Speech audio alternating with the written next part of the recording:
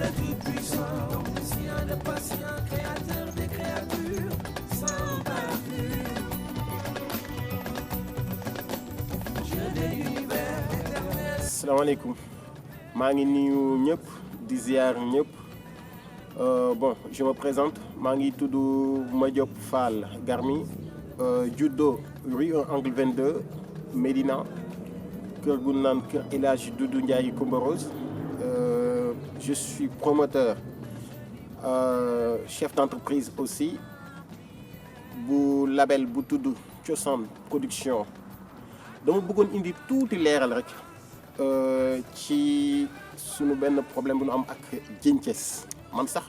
personnellement awma problème ak Djinthiès parce que je vois pas exactement ban problème laa mën a am ak moom en fait Djinthiès moom ça fait 2 ans mi ngi nekk ci réseaux sociaux yi di wax lu ne mi ngi koy wax ci suma der ci deru Thione Seck ci deru Wally Seck ci deru ñeneen ak ñeneen Edmo Benoît Sadio ci deru ñëpp ci ay problèmes yoo xam ni sincèrement jaru ko fi problème bi mu am ak ñun nag lenn kese la man Djinthiès xaw ma ko woon je le connaissais même pas benn jour laa ñëw bëgg a produire au niveau du Canada été 2017 laa ñëwoon gis Wally parce que dafa am suma benn xarit partenaire bu nekkoon Montréal ku naan Aziz Bara Niang ñu waxtaan ci benn projet pour yóbbu Wally Montréal ba ma ñëwee ci Wally je l'ai appelé on s'est donné rendez-vous à Dakar Sacré-Cœur ba ma ñëwee je l'ai expliqué le projet tout ça mu ne ma bon dimbali ma rek ma jóg même boo leen koy tëgg tamit boole leen ci Djinthiès xaaral ma woo ko paas la ko parce que Djinthiès dafa am benn programme bu mu bëggoon tëgg moom ak benn partenaire am bu nekk Canada mais finalement mujjul woon sotti parce que Papa Thione moo signé woon contrat boobu comprendre nga par la suite laa wax ak Djinthiès mais presque on a parlé plus de 45 minutes ci téléphone bi mu may wax waxi daf yoo xam ni bon je comprenais pas ma delluwaat si Wally ma ne ko Wally je crois que projet bi du mën a sotti parce que d'après li ma comprendre ci li Djinthiès di wax nii je crois pas que on va aller loin ci kaw loolu laa dem gis suma xarit Djidiack est-ce que Viviane disponible na pour fin 2017 bi ci octobre bi pour ñu dem Montréal man ak suma benn partenaire bu tudd Kéba Koli moom moo yor Zik production promotion corps ñu def partenariat yóbbu fa Viviane et c'était pour la première fois suma àdduna may gis Djinthiès benn yoon boobu laa ko mës a gis te jour boobu ba ma ñëwee Djidiack mi ngi ma naan jël nañ Djinthiès pour mu def promotion bi ma ne ko man Djinthiès sincèrement la personne bi ma gis dégg au téléphone man je préfère pas travailler avec lui bu yow nag bu la neexee na la defal promotion pour Viviane pour que seen ski mais ñun dinañ def suñu promotion ailleurs noonu la demee ci la ñu rencontré benn waay ju tudd Edmo Benoît Sadio parce que ci restaurant am lan demoon lekk ji ma gis ay clients yu ñëwoon di jënd ci restaurant am lekk après si lay leen Edmo wax na leen est-ce que yéen a ngi pare soirée ce soir bi ñooñu ay fans Wally lañu ñooñu ne ko ah ñun daal Wally la ñuy xaar Wally daal bu ñëwee ñun dinañ dem voilà bu Wally ñëwul nag ñun moom ñu ngi ci suñu lal loolu daal la ñu expliqué bon après si laa ni Edmo mais pourquoi Wally ñëwul ci dama expliqué nag exactement ni moom moo fa bëggoon indi Wally moom moo mandaté woon Djinthiès pour que mu dem Sénégal toppal ko Wally foofu la histoire bi commencé. Quand on a fait le programme de Viviane ça a été vraiment excellent mu doon réussite totale sincèrement Viviane tëgg fa lu neex tamit Djidiack jàpp ci promo bi ci début à la fin ba lépp jaar yoon par la suite ci laa gisanteeg Djinthiès mu may expliquer ay détails entre moom ak Edmo ma demati Edmo expliquer ma détails yi moom ak Djinthiès ci laa comprendre que y a un problème pour Wally Seck y a un problème pour Thione Seck y a un problème pour Aziza Nick ak Koné ñoom ñëpp ils ont des problèmes parce que ni ma déggee Edmo wax je sais que cette affaire du mën a régler wu noonu tant que ñoom tooguñu bon je me suis dit c'est pas grave quand on est retourné au Sénégal ci laa dem gis Thione Seck ma expliqué ko ma ne ko Thione je crois que vous avez des problèmes ak benn waay ju naan Edmo on ne ma Edmo ma ne ko waaw Edmo Benoît Sadio mi ngi nekk Montréal parce que ba moo fa yóbbu Viviane nii dem nañ waxtaan parce que yéen a fa waroon indi Wally Seck moom mu yónni woon Djinthiès pour que Djinthiès doxal ko programme boobu finalement mu am ay quoi léegi nag régler leen seen problème lu ko moyu je crois que Edmo def na benn lettre au niveau de l'immigration pour def ci exactement interdiction de rentrée du territoire canadien muy yow di Wally di Koné Aziza yéen ñëpp la ci boole lii la ma Edmo wax mu ne ma away mais man programme boobu Djinthiès laa si doon waxal ma ne ko effectivement Djinthiès nga si doon waxal mais Djinthiès dañ ko mandaté woon parce que Edmo won na ma papier yëpp sincèrement programme boobu Edmo moo ko tëgg léegi par la suite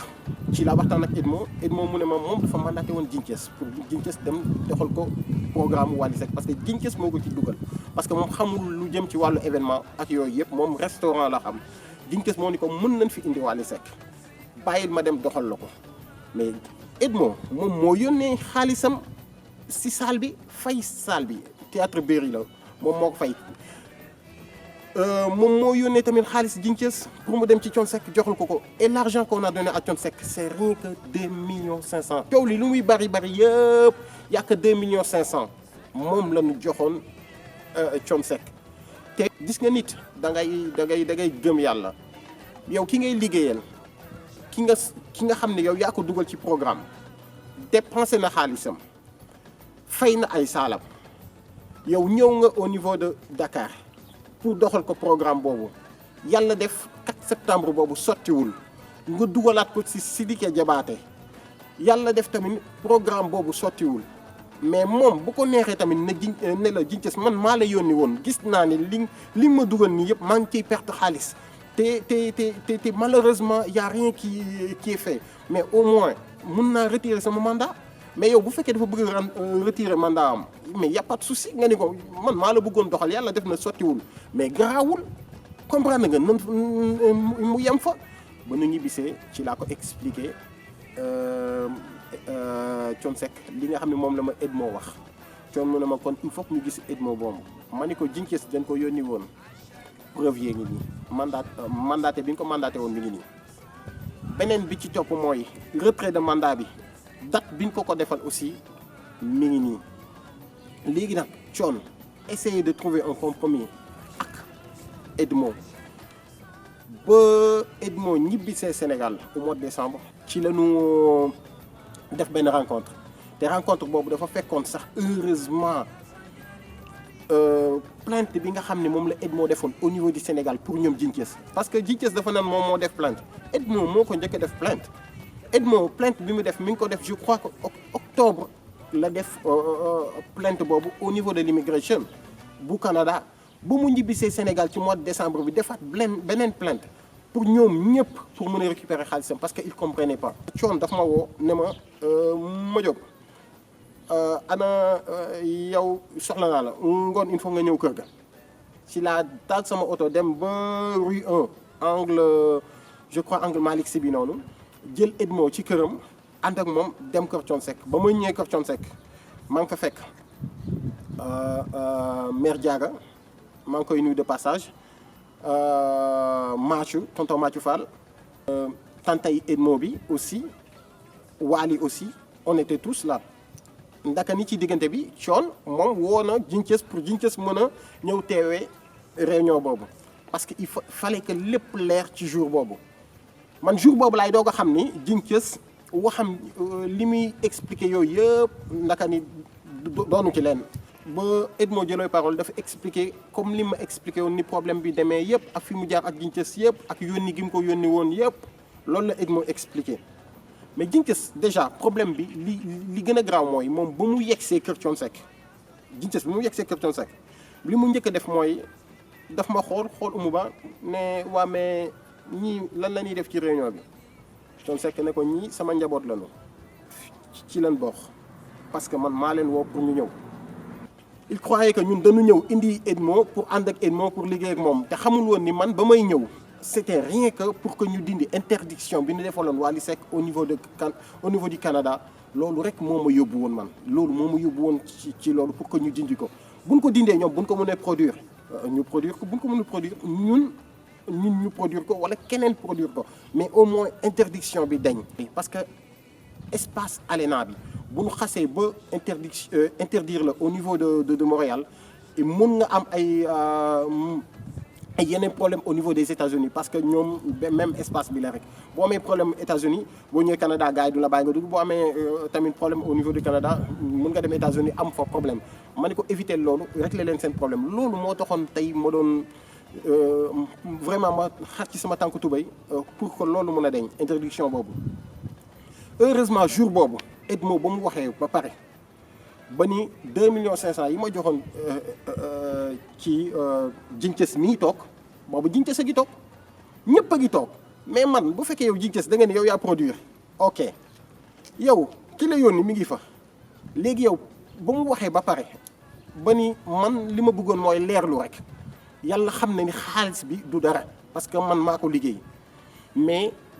doy xaalis bi mayel naa ko coon doy na sëkk dama bëggoon lii rek leer ba ngeen xam ne Jinces mii du lenn loo xam ni def na ko ci dërëm man maa ko yónni woon man Edmo Benoît Sadio man maa ko yónni woon vraiment lii rek laa ci bëggoon Waly jug ne ko déedéet Edmo li nga fi wax yëpp ne effectivement say bénéfice ceeb ngay jël say nangam nga jël say nangam nga jël dajale ko ba mu doon 2 millions 500 yónnee ko Papa Thione kon xaalis boobu man Wally Seck du ma nangu mukk ñuy daje ëllëg nga naan Wally day lekkoon na sama 2 millions 500 sama papa lekkoon na 2 millions 500 du ma ko nangu ne Mouhamed Seck jox ma sama chèque si suuf mu jox ko saagam Wally def benn chèque bu 2 millions 500 ci saa si barki Seydina Mouhamed mais bu fekkee yow Jinces da nga ni yow yaa produire yow naka la Wally day defee chèque 2 millions 500 di ko jox Edmo te yow yaa dugal sa xaalis ngay toog di seetaan loolu fan la am loolu amul fenn léegi yow pourquoi nga yor sa micro chaque jour que jëfee nga nekk ci rajo bi di wax nekk ci réseaux sociaux yi di wax mais di àdduna du nii tey bu fekkee yàlla dafa def ni y a un problème toogal ko waxtaan ak Edmo normal mais man bul ma ci dugal bul ci dugal qui que ce soit parce que kenn amul ak yow problème yow yaa am problème personnellement ak sa bopp yow Jinces yow yaa am problème ak sa bopp parce que du man Madiop Fall nga amal problème du Thione Seck nga amal problème du qui que ce soit parce que Thione contrat bi mu signé Edmo moo la yónni woon te contrat bi leer na ñëpp gis nañ ko xam na ni Thione Seck contrat bi mu signé mi ngi ko signé ak Edmo Benoît Sadio yow nga doon mandataire bi mais bu fekkee dañ la mandaté woon jeex na mais gin ak gëmal yàlla y a un conflit il fallait régler ce conflit mais bu fekkee yow tey yàlla def na ni exactement que réglé nañ ko Edmo wax na mais nee ko Edmo maa ngi jéggalu ci li ma def wala maa ngi jéggalu ci lii wala lii moo doon sama borom ak yow ngeen réglé seen problème affaire yi yem fa mais nga ni déet doo ko def kii la mandaté na woon dindi na mandat bi wax na li ko metti yow yaa ngi toog nee ko man tamit lii moo ma metti woon ci yow mais wax ji jeex mais déedéet defoo ko nga wàcc ci suuf ne noonu à partir de jour boobu noonu nee nga ci ngay yàq ñëpp ci àdduna yor sa micro pendant 2 ans Edmo ba mu dindee ba mu demee aussi Canada automatiquement boo ko Wally joxee xaalisam dafa dem Canada ba mu demee Canada dafa dem gis avocat am def benn lettre au niveau de l'immigration pour wane ni Wally Seck mi nga xam ne moom moo ma amaloon xaalis te ma defoon interdiction de rentrée du territoire fay na ma sama xaalis dans ce cas là lépp lu doonoon poursuite dindi leen ko ci bi ci topp mooy aussi bind lettre Wally ne ko dindi na interdiction bi fay nga ma sama xaalis Jinces bu fekkee loolu weesu na mais tey ba nu dindi interdiction boobu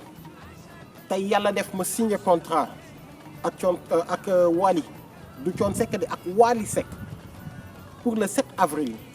le grand bal de l'indépendance wàcc ànd ak waa Soleil Levant ñoom Sanex ñoom Balla Gaye ñoom Ama Baldé ñëpp. fekk Sénégalais yi fan ne ngeen wane fa cosaani Sénégal wane fa culture wane fa aada donc loolu aussi tax na war na tax aussi ñu jàppale leen. événement bu mel nii wax naa ko ci njëlbéen d'ailleurs ambassadeur su ma xam nga dama wax ni culture ambassadeur buy jóg réew mi ko war a waajal kon Sénégal yëpp dañ ko war a jàpp lu nit war a jàpp rek je pense que lii moo ko gën a ñor. artistes yëpp war a dem mais lan mooy sa problème ba ngay bind ay lettres di ko yónnee au niveau de l'immigration bind ay lettres di ko yónnee au niveau de l'ambassade bind lettre di ko yónnee fu ne ci àdduna pour lan pour événement boobu bañ a am parce que boobu mere nga ñoom Wally parce que la nga doon nëbb feeñ na ba tax nga ni dee événement bi du am mais yàlla moo la ëpp doole événement boobu dafa am man ba nu déposer dossier yi ban ma woowee di ma expliquer ne ma exactement que dafa am ay lettres yu fi ñëw comme quoi que événement bi c'est un événement furtif nangam Sambata Ndiaye mais dama leen ni c'est pas vrai effectivement waxtaan ak ñoom ba trouver benn terrain d'entente ba artistes yi nga xam ne ñoo déposé woon yëpp yàlla def ñu may leen. Direction les grands. Théâtre de Berry, le grand bal de l'indépendance. waaw loolu na. ma jóg dina doy waar. Wally. maa ngi dem Montréal incha allah ñu ngi dem Montréal incha allah ak salaam. bàyyi ci jàmm teg ko jàmm. def ko ci bisimilah jeexal ko ci alhamdulilah. bàyyi leen jàmm ñu ngi si waat teg ci jàmm. incha allah ak plein de succès. ndax xam naa ni moom. dama ragal est-ce que ñu bis sax dimanche. ah ñu jaay koy xool daal. bu ma leen jaar ba bàyyi leen. bu jóg mer na.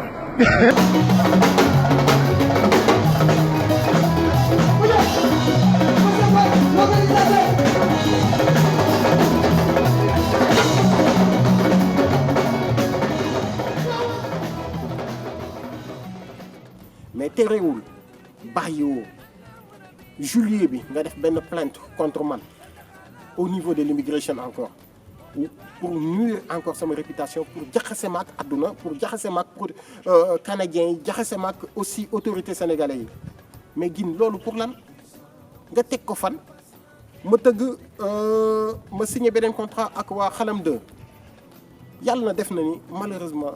ñoom dem nañu mais ni ñu bëggee woon programme boobu amu fa parce que date bi ñu ko waroon tëgg dañu refusé woon visa yooyu à cause de yow ñu refusé visa Xalam 2 bi ñoom Souleymane Faye ñoom ñëpp ñu refusé seen visa ndax yow ñu jugee ci loolu ma signé beneen contrat ak P-Square maanaam Peter bu P-Square boole ci waa Akhlou Brick. Your body na ebano. Hey guys, how you doing? They call me Mr. P. Mr. P is in the building, always in the building. Internationally, spending radically. Guys, Mr. Aralak, there's a color Dipola ak them, but now this show is brought to you from my dear Paul Garmi, alright? Big up to my man Majop and Chosan Production Inc. You already know. Don't miss it out. Alright? Yeah, what up, man? Pro. Oui, my man. Aziz Baragna, oui, my man. Mr. Majo. Mr. Majo. Come on. Ak waa Production Inc. bi yëpp Chosan Production Inc. Akhlou Brick Paradise. Yëpp, man. ma continuer suma liggéey te événement boobu ñi ngi fay $28,000 laa fay Peter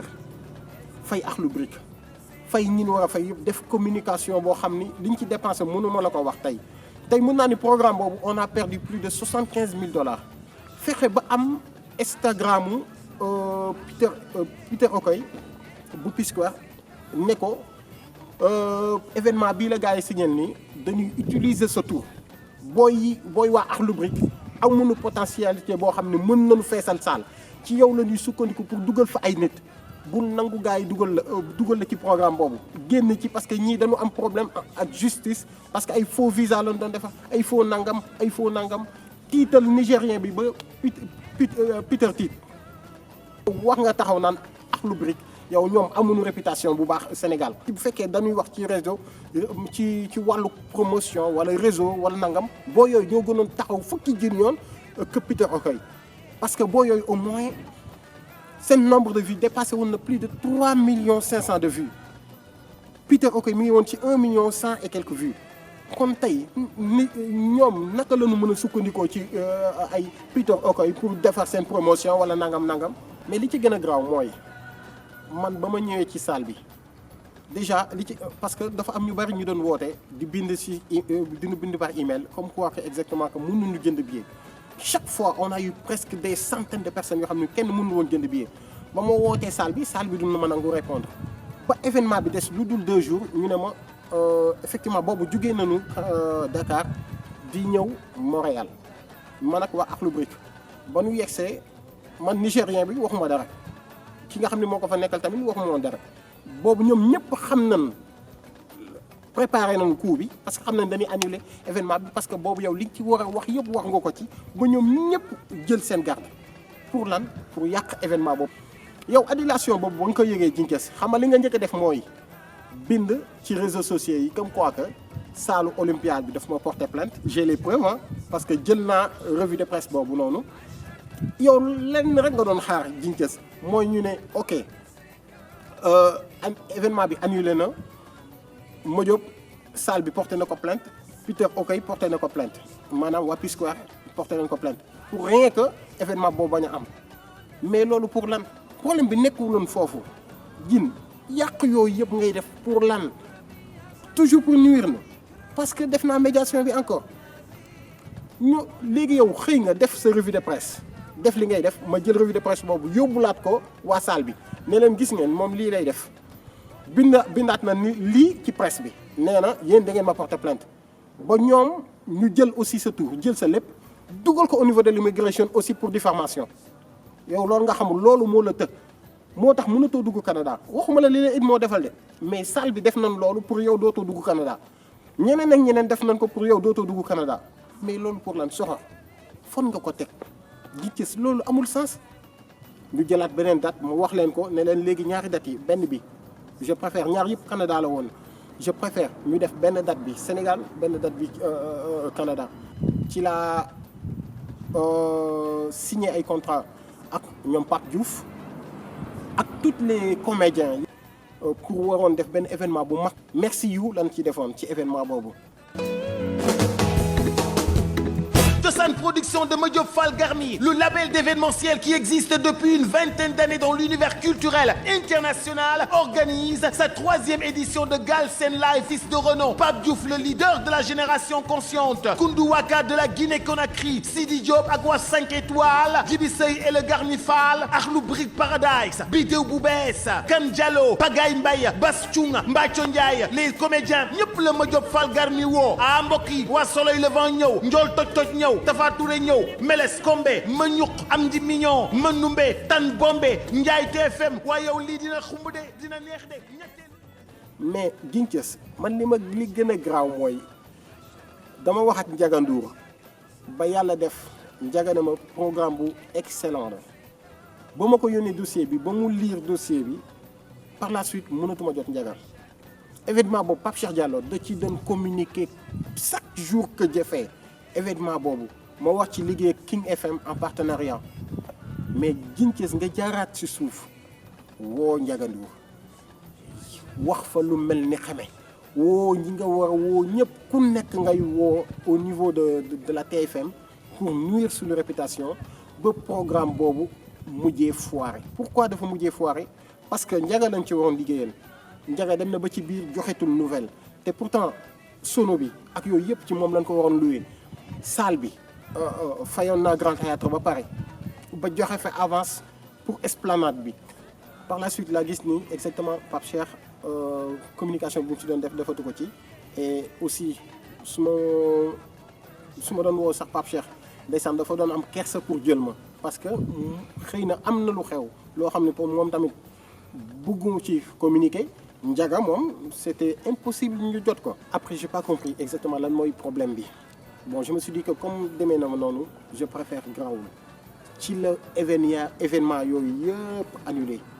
ma annulé waat bu Montréal bi annulé waat bu Sénégal bi yëpp pour lan pour yow Djinguiss nga topp lu moom def nga topp di yàq teg ma choc boo xam ni je ne sais pas pourquoi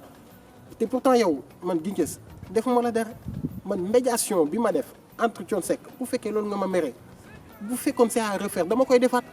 xawma la ñaari yoon laa la mës a gis sama àdduna ba may def Viviane Montréal ci laa la mës a gis deuxième bi mooy ba nu toogee ak ñoom Papa Thione ci laa lay jóg a gis kon yow musuma séq ak yow liggéey musuñu séq xaalis musuñu séq dara kon tey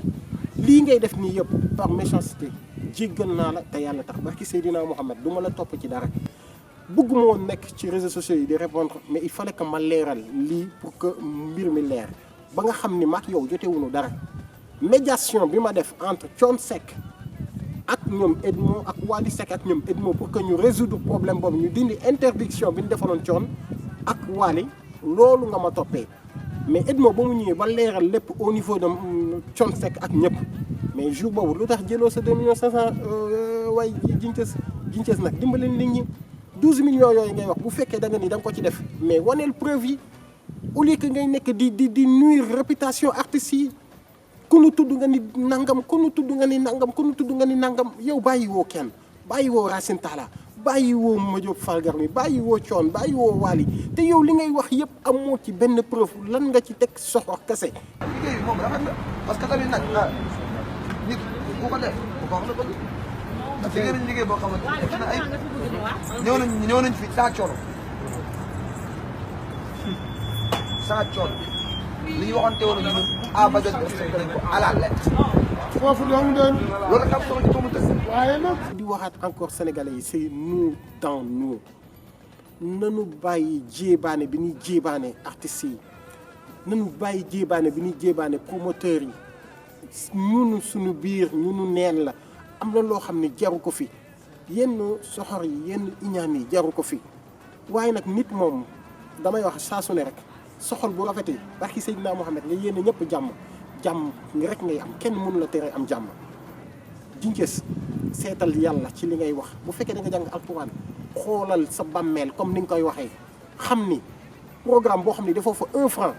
jarul jéebaane ay nit bay yàq ay nit yàq ay réputation nit ba tax ay kaso lu ne dinañ ci fekk ay bor yu dul jeex dinañ ci fekk xaalis bi ñuy investir xamoo fu ñu koy jëlee Djinguiss li ñuy investir xamoo fu ñu koy jëlee ku ci nekk sa bàmmeel kese moo la ñor